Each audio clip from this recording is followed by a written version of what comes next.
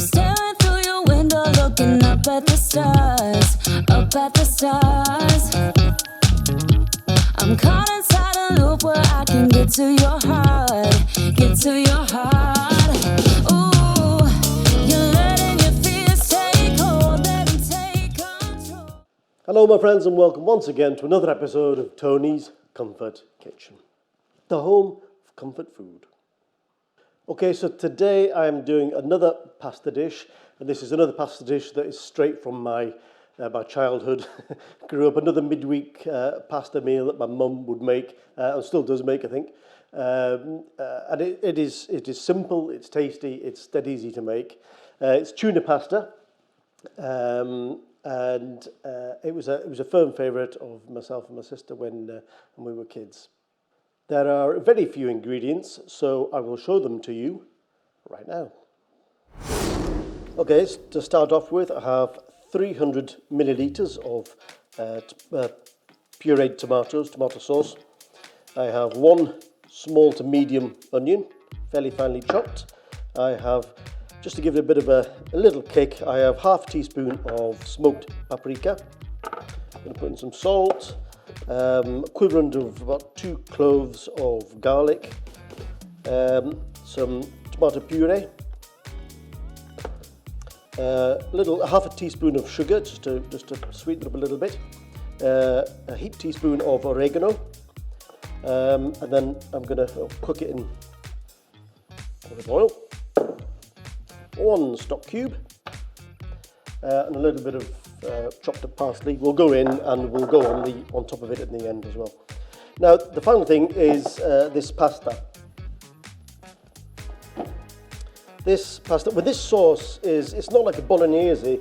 Something like a bolognese is a very thick, very clingy sauce that will cling to any type of pasta. With a sauce like this, you need a pasta that will hold the sauce. And if you can see this, and I keep forgetting what the hell it's called, hang on a second.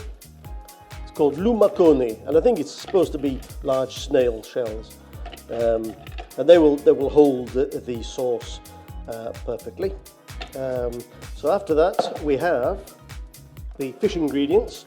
Now I have 2 anchovy fillets there, and I think it's a 400 gram tin of tin tuna, and that is it. So we'll crack on with the sauce. Okay, so we'll start off by putting a good tablespoon of extra virgin olive oil, and into that I'll put the onion. I'd normally do this in a saucepan, but just for the ease of the video, it's just easier to do it in a frying pan. A little bit of salt, not too much because the anchovies are salty too. Into that I'll add the 2 anchovy fillets. Now these anchovy fillets they'll cook down and they'll disintegrate eventually. A lot of people don't like anchovies, but I absolutely adore them. I've been cooking now for a couple of minutes, and as you can see, the anchovies are already breaking up. So I will add in the garlic. It's the equivalent of about 2 cloves.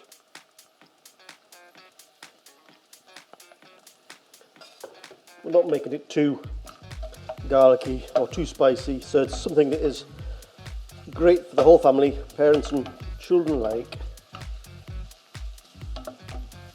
So with those cooking down, I will add the tomato sauce, tomato puree.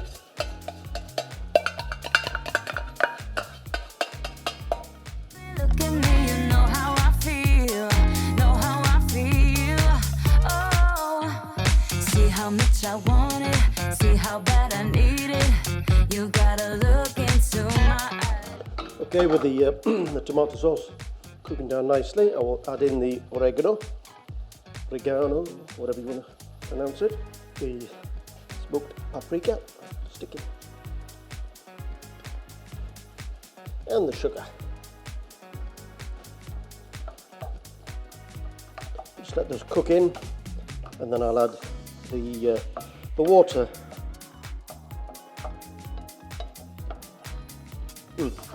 A wonderful aroma of the paprika coming off. Like I say, I didn't want to put too much in because it's not supposed to be hot or spicy. As I say, this is a dish for the whole family, so best keep it on the mild side. Now then, with that cooking down, I'm going to put in 300 millilitres of water, along with the stock cube. It's a chicken stock cube, by the way. And probably about equivalent of about half a tablespoon to a tablespoon of the concentrated tomato puree, which will thicken it up and give it a much more intense tomatoey flavour. By the way, if you're interested, I have a playlist on my pasta dishes or any of my Italian dishes that I can add a link to at the end of this video. So if you're interested in seeing any of my other pasta recipes, please go ahead and have a look. There are various pasta dishes on there. Some traditional, some a little bit different. Some you may not have heard of, and some with unusual ingredients. Nothing too weird. So please hop on over and to the end of the video if you want, and take a look at that. Okay, so with the pasta starting to boil, give it a stir. I will add a little bit of chopped parsley to the tomato sauce. The sauce is thickening up, reducing down, so I will put in tuna.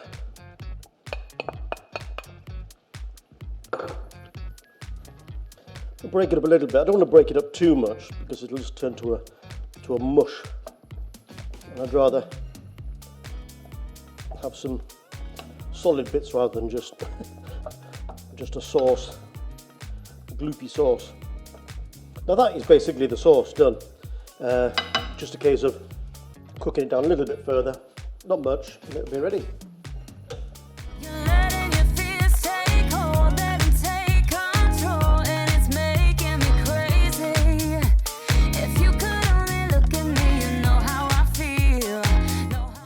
Waiting for the pasta to cook. That lumaconi pasta seems to take a long time to cook. It's quite thick pasta. I've never heard of the name lumaconi before. It sounds more like a 70s football star. Or am I thinking of lumacari? Does anyone remember lumacari? Okay, the pasta is about cooked. Lumacari is ready. So it's time to plate up.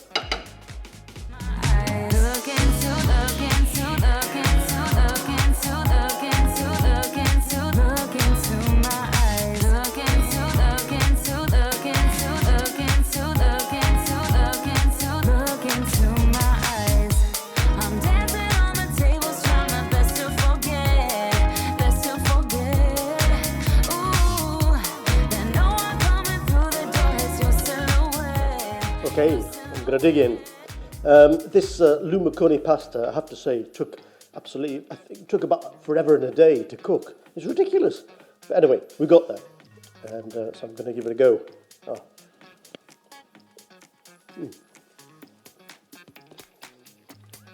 Oh yes, it's good. Look at the size of these bits of pasta. They're enormous.